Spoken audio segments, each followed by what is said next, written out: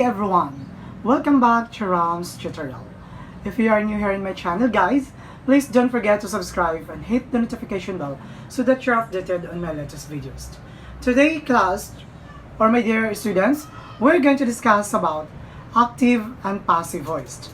We're going to differentiate between the two of them, and we are going to what we call construct sentences from passive to active voice.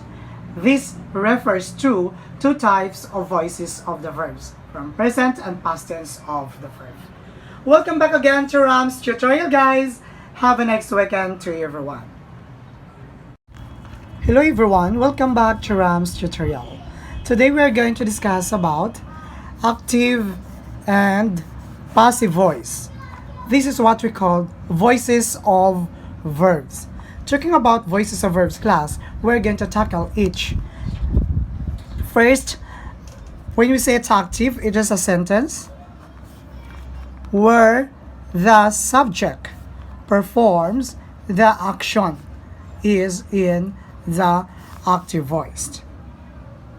Using this voice class, it allows us to give emphasis to the doer of the action and not to the action per se. Per se class is what we call, to unlock the word per se, it means to say you are going to, another term for the word per se is an adverb. Adverb. That means to say the definitions or meaning of per se is either rather, by, or in itself, or by itself. Okay. This is quietly understand class. What is per se means? Adverb or by or in itself or by itself. So in short class, active is that first you can identify that sentence is in a passive or active voice. Active means the doer first, the doer of the actions before the receiver of the action. That is in the active form. So for examples, we have rare examples of active voice.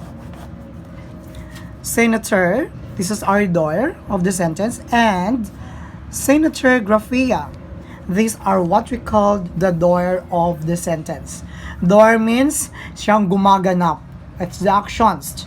Who does the action rather. Are, this is our verb, talks about two, that's plural. Are debating, this is the action.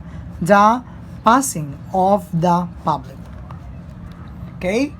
Doer and then the receiver of the actions. That is an active form class. Remember that active voice, doer first before the receiver. Second, the Public School Teachers Healthcare Act. For our second, we have the women left before the meeting ended. So our doer here class is women. So our actions is left, then before we proceed to our action. The women left before the meeting ended. So doer first, then verb, then the receiver of the action. That's very what you call clear class in our discussion on how to identify active voice. Remember, the first voices of verb is active class. Again, doer first, and then followed by the receiver of the action.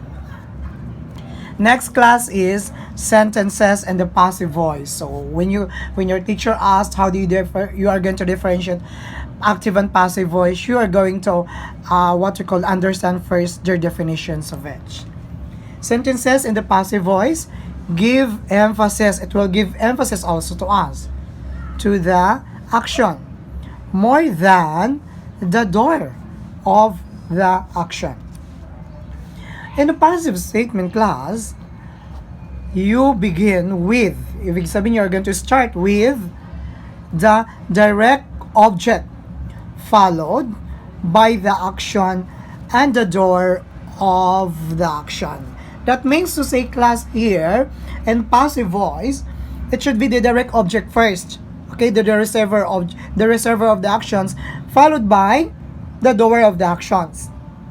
Okay, that is a passive voice class. To determine passive voice, again, passive voice is followed by it first direct object and followed by the action and the doer of the action. Okay, please follow, guys, my dear students. Okay, let us proceed to our what we call proper discussion. So let us first a motivation process, or what we call how to enhance our skills and identifying active and passive voice, or the voices of verb. Here we go. Please watch. Excuse me. We have the following examples in passive voice. We're going to continue. The suspension was declared by the chairman. So we have first the direct object, then the what we call the action, and then the door. Second, the introduction was spearheaded by the congressional district representative from Baguio City. Okay, we have first the direct object, followed by the action verb and the doer of the action. That is passive voice. Okay, that is the difference between active and passive voice, or the voices of the verb. Let's proceed, class, to our passive voice exercises, talking about present and past tense of the verb. Here we go. Let's start with number 1. People speak Portuguese. Blank in Brazil. That means to say in the space provided for, you are going to write, because we have here 3 choices from A to C, A to Q. Okay, here we go, class. In number 1, sentence, people speak Portuguese in Brazil. We are going to write here passive voice, because people speak Portuguese blank in Brazil is what we call the active voice. The second one I'm going to write is passive voice. So we're going to start Portuguese blank in Brazil. So we have choices. Again, class, don't what you could confuse. In number 1, people speak Portuguese blank in Brazil. So I'm going to shortcut. This will be start with in making passive voice. Portuguese blank in Brazil. Okay, this is what we call the passive voice. Now, we're going to choose A, speak, B, is spoke, C, is spoken. So remember, class, we're just concentrate about present and past form of the verb. Our answer for number 1 is letter C, is spoken, class. Okay? Remember, people speak Portuguese blank in Brazil. So we're going to write letter, or underline letter C. This will be our answer. Is spoken.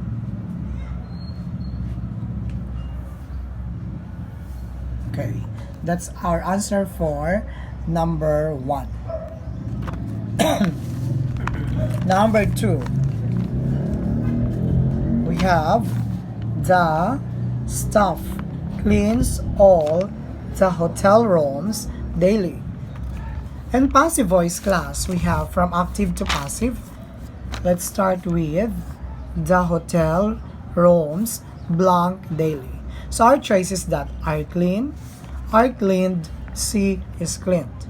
Okay, our answer now, class, because hotel rooms is plural, we're going to choose are cleaned. So we're going to write are cleaned, the right verb. Okay, here. Very good. Next, we have 3. In number 3, class, we update the company website frequently, almost. Okay, often to did it. Okay, we have in our passive the start here, the company website blank frequently.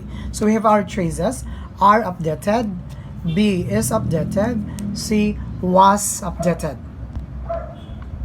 So our answer in number 3 class, since our door of the actions is singular, so our verb must be in a singular form, is updated.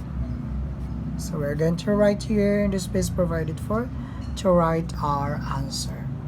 Is updated. Okay, let's proceed to number 4. People see this beach as the most beautiful in the country. In passive, we have this beach blank as the most beautiful in the country. Our choices is seen, is so, is see. In number 4 class, we know that our what you call door of the action is singular. This beach is we're going to write letter A, is seen. That's the right verb. That's our answer for number 3 is seen. This beach is seen as the most beautiful in the country. That's number 4. Next, number 5 class. Here we go. Our number 5. And somebody ships the products via express mail. Passive voice. Let's start with the products blank via express mail. Choices are shipped, is shipped, were shipped. Since our what you called door is plural, we're going to choose A. Are shipped. We're going to write here, class. Please follow, guys, if this is your assignment. So your answer is correct. That's it. Are shipped. 6. A friend gave me this sweater. To start with our passive voice, start with this. This sweater. This is singular, remember. This is demonstrative pronoun this. To me by a friend. Choices are A. Is given. B. Was gave. C. Was given. That's for number 6. So our answer is letter C, class. Was given.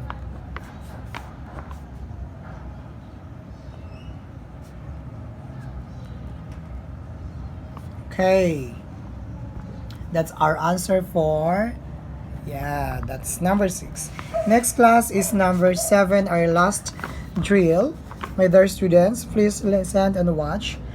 A famous author wrote these letters. This is plural demonstrative pronoun. Choices. Okay, let's proceed first. We're going to what we called choose here. Let's have we wrote. B. Was written. C. Were written. Okay. Our passive here, we have author blank this letter. Or a famous author wrote this letter. So the choices we have A. Were wrote. B. Was written. C. Were written. So our answer is were written. Okay. This letter. Okay. That's our answer for number 7. Okay. Thank you again, my dear students, for watching our tutorial today about active and passive voice. Okay? That's voices of the verb. Active and passive voiced. Thank you again, my dear students, for spending your time again to Ramz tutorial blog. Please don't forget to subscribe and hit the notification bell if you are new here in my channel. Once again, happy weekend and thank you again for listening. So long, class. Bye-bye and God bless to us.